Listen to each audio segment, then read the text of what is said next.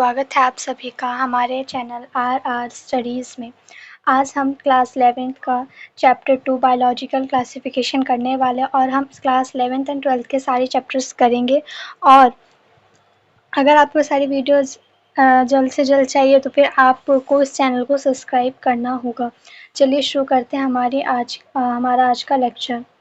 जो नेम है इस चैप्टर का बायोलॉजिकल क्लासिफिकेशन। क्या नेम है? Biological classification. इसमें सबसे पहले एरिस्टोटल आए थे। Aristotle was earliest attempt to more scientific basis of classification. Earliest एक साइंटिस्ट थे, इन्होंने क्या किया था, फर्स्ट टाइम क्लासीफाई करने की कोशिश की थी, साइंटिफिक बेसिस पे क्लासिफिकेशन करने की कोशिश की थी। क्लासिफिकेशन जो है वो ज़रूरी क्यों है? जैसे मान लो एक लाइब्रेरी में आपको जाना है, आपको किसी सब्जेक्ट की कोई सी बुक लेनी है और उस सब्जेक्ट में इंग्लिश, साइंस, मैथ सब एक ही साथ एक जगह पे रखे हैं, सेपरेट करके नहीं रखे हैं, तो आपको बुक ढूंढने में, उसके बारे में जानने में थोड़ी प्रॉब्लम होगी और आपको इसमें काफ़ी प्रॉब्लम का सामना करना पड़ेगा बुक लेने के लिए, उसके बारे में जानकारी लेने के लिए। तो इसलिए हम क्या करते हैं, लाइब्रेरी को हम क्या करते हैं, इस तरीके से लाइब्रेरी को हम शेल्फ में डिवाइड कर लेते हैं। इस तरीके से हम डिवाइड कर लेते हैं और इन बॉक्सेस के अंदर जैसे यहाँ पे मान लो साइंस की बुक होगी, यहाँ मैथ्स की होगी, यहाँ पे हिंदी होगी, यहाँ पे इंग्लिश होगी, इस तरीके से हम क्या करते हैं, उसको अरेंज करके रख देते हैं। इसी तरीके से हमें ऑर्गेनिज्म को भी क्लासीफाई करने की नीड होती है ताकि हम उसको ईजिली स्टडी कर सकें। तो इसके लिए जो पहली कोशिश थी, पहली पहल जो थी वो किसने की थी? एरिस्टोटल ने की थी। और इन्होंने किस बेसिस पे क्लासिफिकेशन की थी? सिंपल मॉर्फोलॉजिकल कैरेक्टर्स के बेसिस पे। अब ये जो मॉर्फोलॉजी है, मॉर्फोलॉजिकल कैरेक्टर्स, ये कैसे कैरेक्टर्स होते हैं? ये वो कैरेक्टर्स होते हैं जो कि हम नॉर्मली हमारे बाहर से किसी भी ऑर्गेनिज्म को, किसी प्लांट को, किसी एनिमल को देख के हम क्या कर सकते हैं, नोटिस कर सकते हैं। जैसे कि मान लो एक प्लांट है, प्लांट की मान लो लीफ किसी की मोटी होगी, किसी की लीफ छोटी छोटी सी होगी, इस टाइप के कुछ स्ट्रक्चर्स होंगे। एनिमल्स में किसी के पास पूंछ होती है, उनका कलर अलग होता है, इस टाइप के क्या है, उनके मॉर्फोलॉजिकल कैरेक्टर्स। फ्लावर हैं, फ्लावर किस टाइप के हैं, उसमें कितने पेटल्स हैं, और उनमें जैसे लीव्स है तो उसमें वेरिनेशन कैसे, यानी कि मतलब ये लाइनें कुछ इस तरीके से हैं लीव्स के अंदर या फिर कुछ इस तरीके से, ये क्या है, वो कैरेक्टर्स हैं जो कि हम नॉर्मली देख के ही हम इन कैरेक्टर्स को पता लगा सकते हैं। इसी टाइप के कैरेक्टर्स के बेसिस पे जो है एरिस्टोटल ने क्या किया था, क्लासिफिकेशन किया था। इन्होंने जो भी ऑर्गेनिज्म उनको दो पार्ट में डिवाइड किया था, first one is plant and next second one is animals. अब प्लांट्स को भी तीन पार्ट में डिवाइड किया गया, हर्ब, श्रब्स एंड ट्रीज में, और एनिमल्स को जिनके पास रेड ब्लड सेल है और जिनके पास रेड ब्लड सेल नहीं है। चलिए आगे चलते हैं। अब उन्होंने जो क्लासिफिकेशन की थी, सबसे पहले क्लासिफिकेशन की थी, और जो सबसे पहले क्लासिफिकेशन होती है उसमें कुछ डीमेरिट्स यानी कि कमियां होती हैं, और फिर इसके बाद और साइंटिस्ट आते हैं जिसको और अच्छे से क्लासिफिकेशन करते हैं। तो वैसे ही इसमें भी कुछ कमियां थी कि उन्होंने कुछ चीज़ों के बीच में डिस्टिंग्विश नहीं किया था, उन्होंने कुछ चीज़ों के बीच में डिस्टिंग्विश नहीं किया था। ठीक है, डिस्टिंग्विश मतलब डिफरेंस नहीं बता पाए थे कुछ चीज़ों के बीच में, जैसे कि प्रोकैरियोट, यूकैरियोट एक ही ग्रुप में इन्होंने डाल दिया था। इन्होंने बताया था कि प्रोकैरियोट किस में आएंगे, यूकैरियोट किस में आएंगे, इनके बीच में जो है कोई भी डिफरेंस नहीं रखा था। यूनिसेलुलर, मल्टीसेलुलर को भी अलग सेपरेट नहीं किया था इन्होंने। फोटोसिंथेटिक, नॉन फोटोसिंथेटिक, अब इस चीज़ का भी हम पता नहीं लगा सकते कि कोई प्लांट में है, कोई प्लांट में है या एनिमल में है, वो यूनिसेलुलर है, मल्टी सेलुलर है, या फिर प्रोकैरियोटिक है, यूकैरियोटिक है, या फोटोसिंथेटिक है या नॉन फोटोसिंथेटिक है। इन चीज़ों के बारे में हम यहाँ पे पता नहीं लगा पा रहे थे, तो ये क्या थी, इनकी कमियाँ थी। और भी कुछ कमियाँ हैं, जैसे कि easy to understand large number of organisms but did not fall in either of category। अब क्या है, इनको समझना आसान है, easily हम जो है इनको समझ सकते हैं। प्लांट होता है, एनिमल होता है, एनिमल में हब शब्द ट्रीज होती हैं, और जो एनिमल्स है उसमें जिनके पास रेड ब्लड सेल, जिनके पास रेड ब्लड सेल नहीं है। तो इसमें तो ये तो आसान है, बहुत अच्छा है, क्लासिफिकेशन ईजी है। पर यहाँ पे क्या है, बहुत सारे ऑर्गेनिज थे जो इन दोनों ही कैटेगरी में जो है फॉल नहीं करते, यानी कि नहीं आते, ना वो प्लांट में आ रहे थे ना वो एनिमल्स में आ रहे थे। तो इसका मतलब ये क्लासिफिकेशन अभी काफ़ी इनकम्प्लीट है, अभी हमें इसमें और काफ़ी चीज़ें ऐड करने की नीड है। उसके बाद दो किंगडम क्लासिफिकेशन जो है काफ़ी लंबे टाइम तक यूज़ किया गया था, पर इसमें काफ़ी कमियां पाई गई थी, इनएडिक्वेट था, इसमें हमें और चेंजेस करने की ज़रूरत थी, इसमें थोड़ी कमियां थी। अब नेक्स्ट क्लासिफिकेशन जो दिया था, किन्होंने दिया था, आर एच विट्टेकर ने दिया था, किन्होंने दिया था, आर एच विट्टेकर।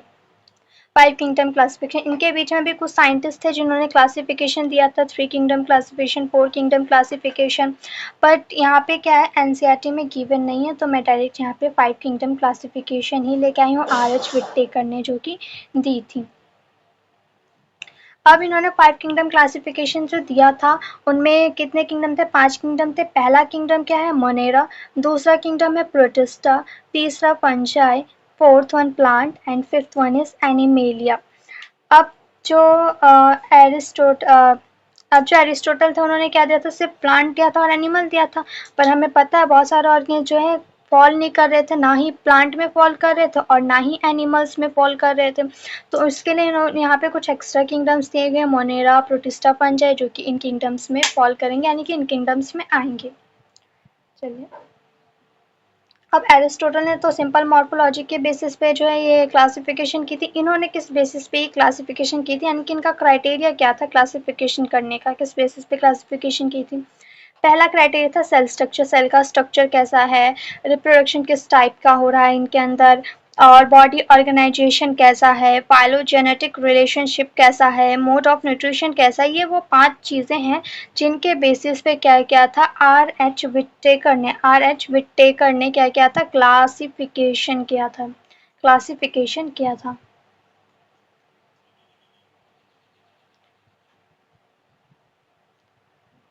अब यहाँ पे एक छोटा सा 3 डोमेन सिस्टम के बारे में भी आपके एनसीईआरटी में दिया गया है। इसमें क्या बताया गया है कि 3 डोमेन सिस्टम में क्या गया था, divide kingdom Monera into 2 domain, remaining eukaryote इन किंगडम 3rd डोमेन। अब क्या है, यहाँ पे हमने क्या करा था, हमने 5 किंगडम क्लासिफिकेशन देखा था। इसमें जो है किंगडम मोनेरा को क्या किया था, इन्होंने 2 पार्ट में डिवाइड कर दिया था। किंगडम मोनेरा को क्या किया था, 2 पार्ट में डिवाइड कर दिया था।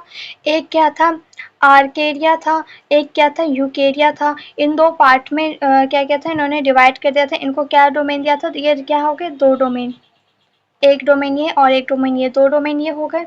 और एक और इन्होंने तीसरा डोमेन बताया था, तीसरे डोमेन में एक मोनेरा को छोड़ के जितने ये सारे बचे, इन सबको कहाँ डाला था, तीसरे डोमेन के अंदर डाला था। इन्होंने क्या बनाया था, 3 डोमेन सिस्टम, जिसमें मोनेरा जो था इसको 2 पार्ट में डिवाइड किया गया था, आर्केरिया में और ये दूसरा यूकेरिया में। और उसके अलावा जितने बचे, प्रोटिस्टा, फंजाई, प्लांटे, एनिमिलिया, इनको इन्होंने कहाँ रखा था, एक अलग किंगडम में रखा था, एक अलग किंगडम में रखा था, सॉरी एक अलग डोमेन में रखा था, तो इसलिए क्या हो गया, 3 डोमेन सिस्टम हम इसको कहते हैं। चलिए, अब क्या है, अर्ली क्लासिफिकेशन जो दी गई थी, अर्ली क्लासिफिकेशन जो दी गई थी उसमें कुछ कमियां थी। उन उसमें क्या क्या कमियां थी जिसकी वजह से हम और इसको मॉडिफाई करके न्यू क्लासिफिकेशन हम लाते गए, वो देखते हैं। It bound together prokaryotic bacteria and blue-green algae with other group of eukaryotes। अब इसमें क्या कह रहा है, इसने क्या कहता है, जो prokaryotic bacteria, blue green algae, ये सब जो प्रोकैरियोटिक होते हैं, और ये प्रोकैरियोटिक क्या है, यूकैरियोटिक ग्रुप के साथ ही डाल दिया गया था। अब प्लांट बनाया गया था, जैसे कि हम अगर बात करें एरिस्टोटल की बात करें, तो उन्होंने क्या बनाया था, एक प्लांट बनाया था, एक एनिमल बनाया था ग्रुप, और इसके अंदर क्या थे, प्रोकैरियोट भी आ जा रहे थे, यूकैरियोट भी आते, सबको एक साथ में ही कर दिया था। तो ये भी एक क्या है, एक कमी है, एक एरर है अर्ली क्लासिफिकेशन का। नेक्स्ट क्या है, it also place unicellular Chlamydomonas Spirogyra with multicellular algae. इसमें एक और कमी है कि इन्होंने क्या किया था, यूनिसेलुलर क्लैमिडोमोनास, हमने ये भी पढ़ा था ना कि एक तो प्रोकैरियोट यूकैरियोट को एक साथ रख दिया था, जो कमियां थी। और इसमें क्या है, यूनिसेलुलर और मल्टीसेलुलर को भी एक साथ रख दिया था। तो यूनिसेलुलर के एग्जांपल है क्लैमिडोमोनास एंड स्पाइरोगेरा। इसको हमने किसको किसके साथ रख दिया गया था, एल्गी के साथ रख दिया था, रख दिया गया था। तो ये भी क्या है, एक कमी है, एक एरर है जो कि पहले की क्लासिफिकेशन में थी। नेक्स्ट चलते हैं। Did not differentiate between heterotrophic fungi and autotrophic green plant। अब जो है फंजाई जो होता है हेट्रोट्रॉपिक होता है, यानी कि ये प्लांट पे डिपेंड होता है अपना खाना लेने के लिए, अपना खाना जो है खुद नहीं बना पाता, अपना खाना खुद नहीं बनाता, प्लांट पे डिपेंड होता है। और जो प्लांट होता है ऑटोट्रॉपिक होते हैं, अपना खाना खुद क्या करते हैं, सनलाइट के हेल्प से। ये प्लांट क्या करेंगे, सनलाइट के हेल्प से और वाटर वगैरह लेके अपना खाना खुद बनाएंगे। तो ये क्या हो गए, ऑटोट्रॉप्स हो गए। इन दोनों को भी के बीच में भी कोई डिफरेंस नहीं रखा गया था, सेम जगह पे रख दिया गया था प्लांट के साथ में ही। अब fungi have cell wall of chitin. Fungi के पास सेल वॉल किसकी थी, काइटिन की थी। और while plant have cellulosic cell wall. Plant के पास सेल वॉल किसकी थी, सेल्यूलोज की। और फंजाई के पास काइटिन की सेल वॉल और प्लांट के पास सेल्यूलोजिक सेल वॉल, फिर भी इनको एक साथ रख दिया गया था। अब क्या है, Chlamydomonas Chlorella earlier placed with algae with Plantae. Now about the kingdom Protista. जो क्लैमिडोमोनास थे, क्लैमिडोमोनास जो क्लैमिडोमोनास थे, कॉलेरा थे, उनको पहले किस में रखा गया था, एल्गी में रखा गया था। और फिर उसके बाद क्लैमिडोमोनास और कॉलेरा को कहाँ पे रखा गया था, एल्गी में। एल्गी किस में आता है, प्लांट के अंदर। ये कहना क्या चाह रहा है, जो प्लांट है, प्लांट के अंदर क्या आता है, एल्गी आता है, एल्गी आता है। और इसी के अंदर क्या रखा गया था, क्लैमिडोमोनास को, और किसको रखा गया था, कॉलेरा को। क्लैमिडोमोनास को भी रख दिया गया था इसी के अंदर, कॉलेरा को भी रख दिया गया था। अब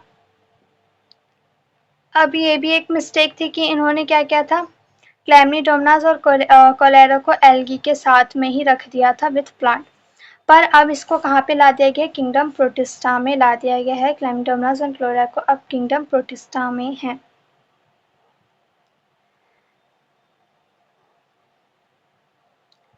Paramecium and amoeba earlier placed in Animalia due to lack of cell wall। जो पैरामेशियम है और अमेबा है, हमें पता है कि इनके पास क्या नहीं होता है, सेल वॉल नहीं होती है। इस वजह से, सिर्फ इस वजह से कि सेल वॉल नहीं होते, तो इनको कहाँ रख दिया था, किंगडम एनिमेलिया में, एनिमल्स के साथ में रख दिया गया था। ठीक है, पैरामेशियम अमेबा के पास सेल वॉल नहीं होती है, तो इसलिए इनको कहाँ पे रख दिया था, एनिमेलिया में रख दिया गया था। पर अब ये किस में है, प्रोटिस्टा में है, प्रोटिस्टा में है। ठीक है, तो ये कुछ एरर है।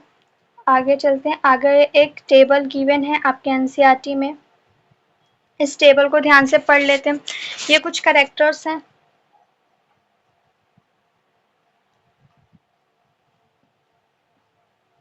ठीक है, करेक्टर्स हैं, क्या क्या करेक्टर्स है, जैसे सेल टाइप कैसा है, सेल टाइप कैसा है इनके अंदर, सेल वॉल कैसा है, न्यूक्लियर मेम्ब्रेन कैसी है, बॉडी ऑर्गेनाइजेशन क्या है, मोड ऑफ न्यूट्रिशन क्या है, इन सारी चीज़ों को हम यहाँ पे क्या करने वाले हैं, देखने वाले हैं। ठीक है, तो यहाँ पे किंगडम्स किन किन पार्ट में क्लासिफाई की गई थी, एक मोनेरा था, प्रोटिस्टा था, फंजाई था, प्लांटे था, एनिमेलिया था, जिसके बारे में हम थोड़ा बहुत पहले जान चुके हैं। अब सेल टाइप क्या क्या होता है, सेल टाइप क्या होता है इस देखते हैं।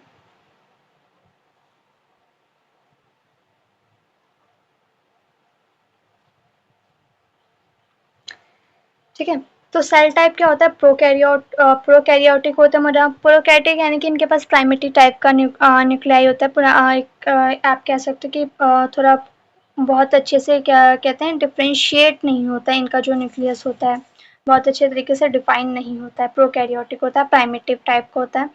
और ये जो यूकैरियोटिक है, इनका जो न्यूक्लियस होता है थोड़ा सा मॉडिफाइड होता है, जैसे डबल न्यूक्लियर मेम्ब्रेन होंगी, इस टाइप की चीज़ें इनमें होती है, ज़्यादा मॉडिफाई रहता है। और जैसे इनके पास जो सेल ऑर्गेनीज होती है, उनके ऊपर में क्या होती है, उनके वो सेल ऑर्गेनीज होते हैं मेम्ब्रेन बाउंड रहते हैं। ये सारे कुछ कैरेक्टर्स होते हैं प्रोकैरियोटिक यूकैरियोट्स के बारे में। अब जो फंजाई, ये भी यूकैरियोट होता है, प्लांटे भी यूकैरियोट होता है, एनिमेलिया भी क्या होता है, यूकैरियोट होता है। सेल वॉल पढ़े तो सेल वॉल किस चीज़ का होता है? मोनेरा के अंदर जो सेल वॉल होता है वो किसका होता है? वो नॉन सेल्यूलोजिक सेल वॉल होता है। किसका मिलके बना रहता है वो? पॉलीसेकेराइड का और अमीनो एसिड का। किसका? पॉलीसेकेराइड का और अमीनो एसिड, इनका क्या मिलके बना रहता है? किंगडम मोनेरा का सेल वॉल। अब जो प्रोटिस्टा है ये किसी के अंदर ही में ही प्रेजेंट होता है और किसी किसी के अंदर नहीं भी होता है। अब फंजाई की बात करें तो इनके पास काइटिन का सेल वॉल होता है, जो हमने ऑलरेडी अभी अभी पढ़ा है कि काइटिन का सेल वॉल होता है, और प्लांटे के पास सेल्यूलोज का सेल वॉल होता है। फिर भी इन दोनों को कहाँ रख दिया गया था? एक दूसरे के साथ में ही रख दिया गया था। अब एनीमिलिया की बात करें तो इनके अंदर एब्सेंट होता है, सेल वॉल नहीं होता है इनके अंदर। न्यूक्लियर मेम्ब्रेन कैसा होता है? न्यूक्लियर मेम्ब्रेन प्रेजेंट होती है या नहीं होती, ये देख लेते हैं। तो मोनेरा के अंदर न्यूक्लियर मेम्ब्रेन तो एब्सेंट होती है, नहीं होती, क्योंकि प्रोकैरियोट्स होते हैं। प्रोटिस्टा के अंदर प्रेजेंट होती है, फंजाई के अंदर प्रेजेंट होती है, प्लांटे के अंदर भी प्रेजेंट होती है और एनिमिलिया के भी अंदर प्रेजेंट होगी। वैसे भी यूकैरियोट है तो इनके अंदर न्यूक्लियर मेम्ब्रेन तो होगा ही। नेक्स्ट देखते हैं बॉडी ऑर्गेनाइजेशन क्या होता है। बॉडी ऑर्गेनाइजेशन मतलब इनकी बॉडी सेल्स की मिलके बनी है, या फिर टिश्यू की है, या फिर टिश्यू की है, या ऑर्गन की है, या फिर ऑर्गन सिस्टम की है। ऑर्गन सिस्टम की है, ठीक है। तो यहाँ पे सेलुलर क्या होता है? अगर सेल से मिलके बना है तो सेलुलर लेवल कहेंगे। टिश्यू लेवल अगर टिश्यू से मिलके बना है तो, अगर कोई एक और अगर टिश्यू ने मिलके एक ऑर्गन बना दिया, एक ऑर्गन बना दिया, उस ऑर्गन के थ्रू काम कर रहे हैं, उन ऑर्गन्स के थ्रू काम कर रहे हैं, तो हम उसको क्या कहेंगे? ऑर्गन लेवल कहेंगे, ऑर्गन लेवल कहेंगे। और यही ढेर सारे ऑर्गन मिलके अगर एक ऑर्गेनाइज वे में एक सिस्टम की तरह काम करे, एक सिस्टम की तरह काम कर रहे हैं, तो हम इसको क्या कहेंगे? ऑर्गन सिस्टम लेवल कहेंगे। तो देखते हैं मोनेरा के अंदर क्या होता है? सेलुलर लेवल होता है। प्रोटिस्टा के अंदर भी सेलुलर लेवल होता है। फंजाई की बात करें तो ये क्या होते हैं? मल्टी सेलुलर होते हैं और लूज टिश्यू होते हैं, लूज टिश्यू होंगे या फिर मल्टी सेलुलर होंगे। प्लांटे जो होते हैं इनके पास टिश्यू या फिर ऑर्गन लेवल ऑफ ऑर्गेनाइजेशन होता है। और एनिमल्स की बात करें तो इनके पास टिश्यू भी होता है, ऑर्गन भी होता है, organ system level of organisation भी इनमें मिलता है। अब हम बात करते हैं मोड ऑफ न्यूट्रिशन की। मोड ऑफ न्यूट्रिशन कैसा होता है? तो यहाँ पे पहले बात करें मोड ऑफ न्यूट्रिशन में मोनेरा की, तो यहाँ पे क्या होते हैं? ऑटोट्रॉपिक भी हो सकते हैं और दूसरा चीज़ ये हेटरोट्रॉपिक भी हो सकते हैं। अब ऑटोट्रॉपिक जो होते हैं मतलब डायरेक्ट अपना खाना खुद बनाते हैं, किसी और पे डिपेंड नहीं होते। अब इसमें भी ऑटोट्रॉपिक में वो दो टाइप के जो है न्यूट्रिशन लेते हैं, दो टाइप से न्यूट्रिशन लेते हैं। एक लेते हैं वो कीमोसिंथेटिक, यानी कि केमिकल बॉन्ड वगैरह को तोड़ के उनसे एनर्जी लेंगे और उसी से अपना खाना बनाएंगे। एक और होता है फोटोसिंथेटिक, जिनके बारे में आप ऑब्वियसली जानते ही होंगे कि यहाँ पे सन होता है, प्लांट होता है और सॉइल होता है, और इनके पास नीचे रूट से इनके पास वाटर जाता है, और स्टोमेटा के थ्रू इनके पास कार्बन डाइऑक्साइड आता है, सनलाइट आता है, और इससे जो है अपना खाना यानी कि ग्लूकोज बना लेते हैं और उसी से अपना खाना लेते हैं, तो अपना खाना खुद बनाते हैं। वैसे ही क्या किंगडम मोनेरा के भी कुछ मेंबर्स जो हैं वो क्या करते हैं? फोटोसिंथेसिस करते हैं सनलाइट के थ्रू, और कुछ मेंबर्स क्या करते हैं? वो केमिकल बॉन्ड से अपनी एनर्जी तोड़ते हैं। और जो हेटरोट्रॉपिक मोड ऑफ न्यूट्रिशन है उसमें भी दो टाइप के हो सकते हैं, एक सैप्रोफाइटिक हो सकता है, सैप्रोफाइटिक भी हो सकते हैं या फिर पैरासाइटिक भी हो सकते हैं। अब बात करें किंगडम प्रोटिस्टा के बारे में, तो ये क्या होते हैं? ऑटोट्रॉपिक भी होते हैं ये भी, और ये भी क्या होते हैं? हेटरोट्रॉपिक भी होते हैं। अब इनमें जो ऑटोट्रॉपिक होते हैं वो फोटोसिंथेसिस ही करते हैं, और जो हेटरोट्रॉपिक होते हैं उनके बारे में अभी यहाँ गिवन नहीं है। आगे बात करें हम किंगडम फंजाई के बारे में, तो ये भी क्या होते हैं? हेटरोट्रॉपिक होते हैं, और ये दो टाइप के मोड होते हैं हेटरोट्रॉपिक में। या तो सैप्रोफाइटिक हो, सैप्रोफाइटिक मतलब क्या होता है? डेड टिकिंग ऑर्गेनिक मटेरियल पर सर्वाइव करना। जैसे मान लो कोई प्लांट था, उससे कोई लीफ आके गिरी, तुमने कोई फ्रूट खाया उसको वहाँ फेंक दिया, या फिर कोई ऑर्गेनिज्म मर गया। अब ये सारी चीज़ें जो हैं इन पे क्या करते हैं? कुछ फंजाई जो होते हैं एक्ट करते हैं। कोई क्या करेंगे? कुछ फंजाई इस पे आ जाएंगे, कुछ फंजाई इस पे क्या करेंगे? एक्ट करेंगे, और उसके बाद क्या करेंगे? इस टिकिंग ऑर्गेनिक मटेरियल को डिकम्पोज करेंगे और उन्हीं से क्या करेंगे? अपना खाना लेंगे। अब बात करते हैं प्लांटे की, तो ये क्या होते हैं? Autotrophic mode of nutrition show करते हैं, और इनमें भी मेनली फोटोसिंथेसिस शो करते हैं।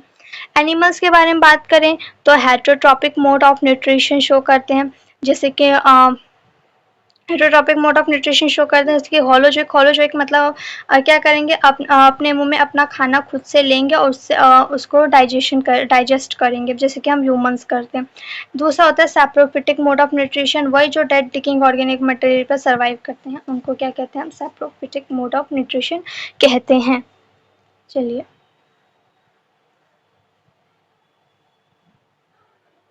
नेक्स्ट हमारा जो फर्स्ट किंगडम था, हमें पता है हम 5 किंगडम थे, क्या क्या थे, Monera, protista, Panjai, Plantae, Animalia.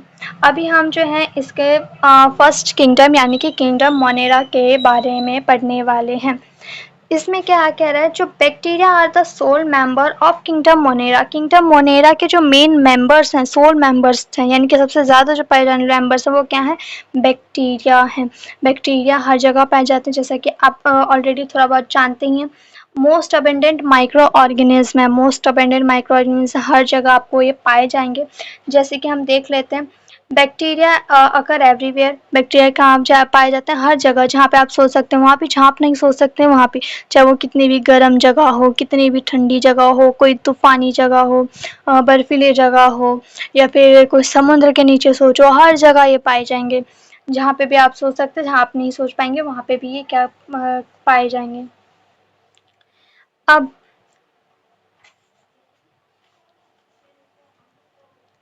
Parasite live in और ऑन द ऑर्गेनिज्म। अब इसमें से बहुत सारे जो होते हैं पैरासाइट होते हैं।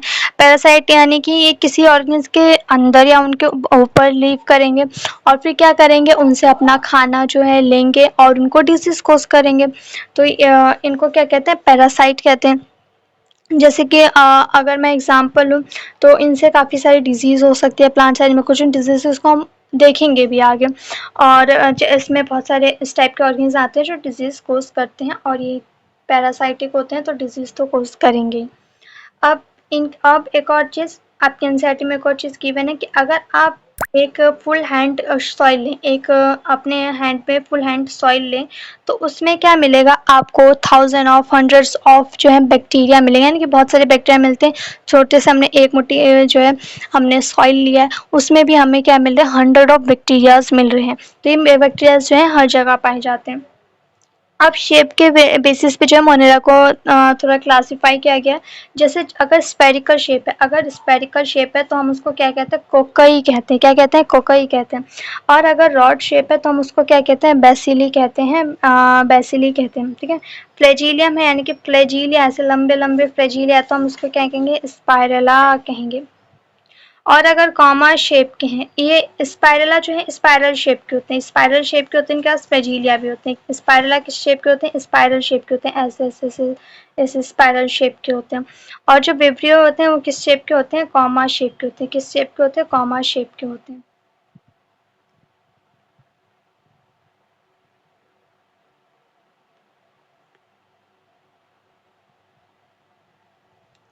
चलिए, bacteria are simple but complex in behaviour. Bacteria जो होते हैं बहुत सिंपल होते हैं, छोटे से होते हैं, उनका स्ट्रक्चर काफ़ी सिंपल होता है, बहुत ज़्यादा कॉम्प्लेक्स नहीं होता, पर उनका जो बिहेवियर होता है वो बहुत कॉम्प्लेक्स होता है।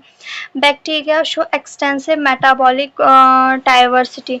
बैक्टीरिया के अंदर मेटाबॉलिक डाइवर्सिटी बहुत ज़्यादा होती है। मेटाबॉलिक डाइवर्सिटी मतलब मेटाबॉलिक वो चीज़ होती है जो हमारे बॉडी के अंदर जो भी केमिकल रिएक्शन होता है उसे हम मेटाबॉलिक रिएक्शन कहते हैं।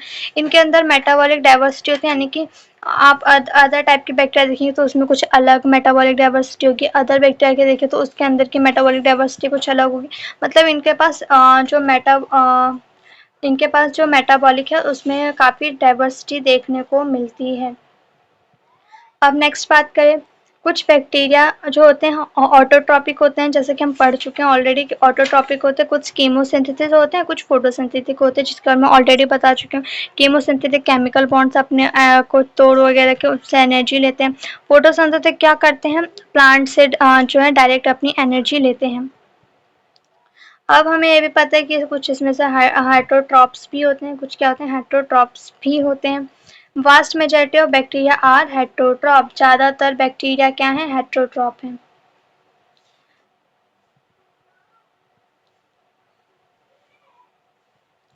Vast majority of bacteria are heterotroph, ज़्यादातर बैक्टीरिया क्या हेटरोट्रॉप है, कुछ ऑटोट्रॉप्स है। ठीक, आगे चलते हैं।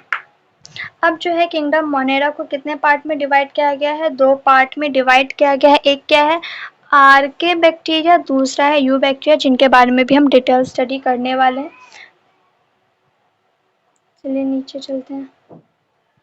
यहाँ पे कुछ डायग्राम दे रखा है, मैंने शेप के बेसिस पे आपको कुछ क्लासिफिकेशन दे रखी थी, बताई थी, उसी के डायग्राम है जो कि एनसीईआरटी में गिवन है। ये देख सकते हैं आप, ये क्या है स्पाइरल शेप के हैं, जिसको हम क्या कहते हैं कोकई कहते हैं। ये बेसिली हैं, ये बेसिली हैं, इन यहाँ पे ये स्पोर है, ये स्पाइरल शेप के होते हैं, ये देख सकते हैं स्पाइरल शेप के हैं।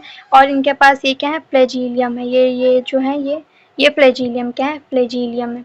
इसको हम क्या कहते हैं स्पाइरला कहते हैं। ये देख सकते हैं आप कॉमा शेप के, तो हम इसको क्या कहते हैं, हम इसको विब्रियो कहते हैं।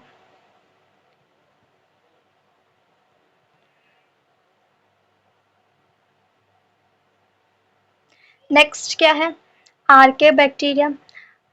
आर्के bacteria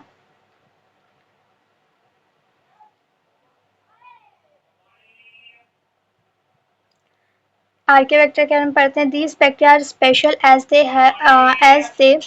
as most of them live in harsh habitats such as extreme salty, halophile, hot spring, thermoacidophile, marshy methogen। अब यहाँ पे क्या लिखा है देखते हैं। ये बैक्टीरिया जो होते हैं स्पेशल होते हैं, क्यों? क्योंकि इनमें से बहुत सारे जो हैं हार्श कंडीशन में रहते हैं। हार्श कंडीशन मतलब जहाँ पे हमारे सर्वाइवल रेट कम हो, मतलब हम अगर देखें तो हम उसमें नहीं जी सकते, बहुत मुश्किल हालात होते हैं, उन हालातों में ये क्या करते हैं सर्वाइव कर जाते हैं। जैसे कि किस टाइप के हार्श हैबिटेट हो सकते हैं, जैसे कि मान लो एक्सट्रीम सॉल्टी हो, बहुत सॉल्टी कंडीशन हो, उसमें भी ये सर्वाइव कर सकते हैं। जो एक्सट्रीम सॉल्टी एरिया होता है ना, उसको क्या कहते हैं हेलोफाइल्स, क्या कहते हैं हेलोफाइल्स, यानी कि हेलोफाइल्स में भी अच्छे तरीके से सर्वाइव कर पाएंगे। दूसरा है हॉट स्प्रिंग। हॉट स्प्रिंग मतलब बहुत गर्म जो जगह होती है, वहाँ पे भी ये क्या कर पाएंगे सर्वाइव कर पाएंगे। ये जो हॉट स्प्रिंग वाली जगह होती है थर्मोएसिडोफाइल कहते हैं, यानी कि थर्मोएसिडोफाइल में भी थर्मोएसिडोफाइल कंडीशन में भी ये क्या कर पाते हैं सर्वाइव कर पाते हैं। अब देखते हैं नेक्स्ट है मार्शी एरियाज में। मार्शी एरियाज जिसको हम क्या कहते हैं मिथेनोजेंस कहते हैं, ये मिथेनोजेंस में भी सर्वाइव कर पाते हैं। अब इनके अंदर क्या स्पेशलिटी होती है, ऐसी क्या खास बात होती है कि इनके अंदर ऐसी क्या खास बात होती है, इनके अंदर ऐसी क्या खास बात होती है जो इनको हार्श कंडीशन में सर्वाइव करवाने के लिए हेल्प करती है। इनके पास क्या होती है डिफरेंट सेल वॉल होती है, बाकियों से अलग सेल वॉल होती है देन अदर बैक्टीरिया। बाकी बैक्टीरिया के यहाँ पे देख सकते हैं, बाकी बैक्टीरिया के कंपेयर में इनकी जो सेल वॉल होती है डिफरेंट होती है। यही फीचर जो है this feature is responsible for their survival in harsh environment and extreme condition. अब इन बैक्टीरिया के अंदर में इन बैक्टीरिया के अंदर जो सेल वॉल होती है वो क्या होती है बाकी बैक्टीरिया से अलग होती है। यही एक स्पेशल फीचर है जो रिस्पॉन्सिबल है किसके, इनके सर्वाइवल के लिए हार्श इन्वायरमेंट या फिर एक्सट्रीम कंडीशन में सर्वाइव कर सकते हैं, यही एक रीज़न है। चलिए नेक्स्ट पॉइंट देखते हैं। Methanogens are present in the gut of animal cow buffalo. अब क्या होता है जो मिथेनोजेंस होते हैं ये कहाँ पाए जाते हैं, मिथेनोजेंस कहाँ पाए जाते हैं, ये जो मिथेनोजेंस बैक्टीरिया थे यानी कि जो मार्श एरिया में पाए जाते हैं उनको मिथेनोजेंस कहते हैं। जो हॉट स्प्रिंग में पाया जाता है उसे थर्मास्टोफाइल, और जो सॉल्टी एरिया में एक्सट्रीम सॉल्टी एरिया में पाया जाता है उसे क्या कहते हैं हेलोफाइल्स कहते हैं। ठीक है, तो जो मिथेनोजेंस है ये कहाँ प्रेजेंट होता है gut of several ruminant animals. Ruminant animals क्या होते हैं जो घास खाते हैं, जैसे कि काउ बफेलो, ये सब क्या करते हैं घास खाते हैं, उसी से अपना जो है फूड लेते हैं। तो ये मिथेनोजेंस जो होते हैं कहाँ प्रेजेंट होते हैं gut of ruminant animal. Ruminant animal यानी कि जैसे कि काउ बफेलो जो अपना खाना घास से खाना लेते हैं उनके गट में प्रेजेंट होते हैं। अब methanogens are responsible for production of methane biogas from dung of animal. अब ये मिथेनोजन्स क्या होते हैं, रिस्पॉन्सिबल होते हैं, किस चीज़ के रिस्पॉन्सिबल होते हैं? आपने ये सुना होगा कि जो गाय का गोबर होता है तो इनसे क्या बनाया जाता है, बायोगैस बनाया जाता है। अब ये गाय के गोबर से बायोगैस किस वजह से बनते हैं, इन्हीं मिथेनोजन्स बैक्टीरिया की वजह से। ये मिथेनोजन्स बैक्टीरिया क्या होते हैं, रिस्पॉन्सिबल होते हैं ताकि वो प्रोडक्शन कर सके, किस चीज़ का, मीथेन का प्रोडक्शन कर सकें।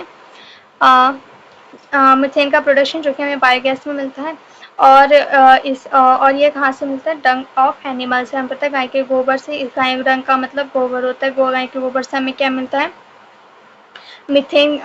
मीथेन यानी कि मीथेन गैस यानी बायोगैस मिलती है। और ये मिथेनोजन्स इसके लिए क्या होते हैं, रिस्पॉन्सिबल होते हैं। नेक्स्ट टाइप है हमारा यू बैक्टीरिया, जिसको हम आगे के वीडियोस में कवर करने वाले हैं। यहाँ से हम मिलेंगे आपके आगे के पार्ट में। अगर आपको वीडियो अच्छी लगी हो तो लाइक शेयर सब्सक्राइब करना ना भूलें और बेल आइकन को ज़रूर प्रेस कर दें ताकि हमारी आने वाली सारी नोटिफिकेशन आपको मिल सके और आप सारी वीडियोस को देख सकें। धन्यवाद।